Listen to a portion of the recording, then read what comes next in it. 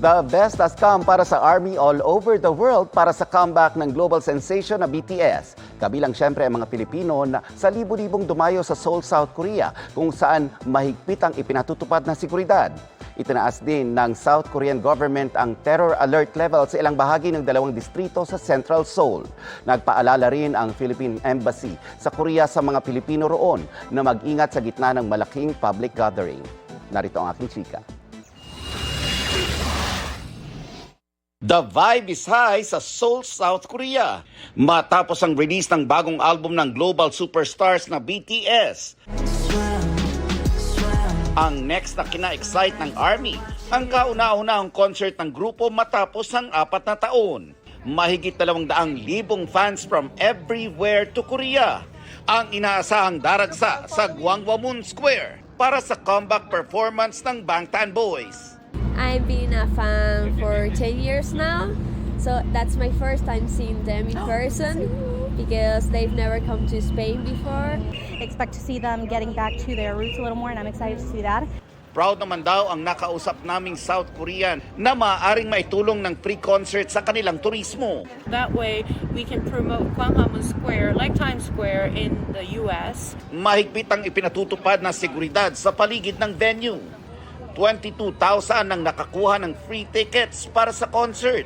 Ang mga walang ticket na dumayo para nakita ang BTS in the flesh, kanya-kanyang strategy kung paano po pwesto para makapanood. May fans na maaga nang nagpunta roon, kabilang siyempre ang mga Pinoy ARMY. Masaya syempre po. Excited. And baka maiyak ako mamaya pag nakita ko na sila magkakasama ulit. We made it. And we stayed. Gusto ko lang po ma-experience yung BTS kasi matagal ko na silang inahangan. Kasama sa mga dumayong Pinoy ARMY sa Seoul, si kapuso artist Megan Young, kabilang ang kanyang ever-supportive ARMY husband na si Mikael Daes. Kagabi, BTS was in the stars nang magkaroon ng drone show para sa Bangtan Boys. Napawaw ang mga nanood sa nabuong imahen ng mga members, South Korean flag, at maging ang pamagat ng kanilang album at mga kanta nito. Ang mga Pinoy ARMY na naroon, walang pagsidla ng excitement sa pagbabalik ng BTS. Laban lang.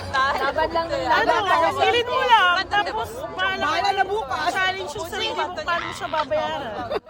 Ang magkakaibigan, ikinwento pa kung paano talagang pinag-ipunan ang BTS comeback. Meron di ba may like mga digital backs, may mga goals, mga ganon. Nag-save kami. And every time may lapag ang BTS, may corresponding amount na ihuhulog doon. Ang pabiro pa nilang hirit, Card will provide. ang isa pang fan na si Therese, inilarawan naman kung ano ang naging epekto ng BTS sa kanya. Friends, community, at saka nagkaroon ako ng parang mass drive to work and do good. And that's my chika this Saturday night. Ako po si Nelson Canlas. Pia, Ivan? Thank you, Nelson.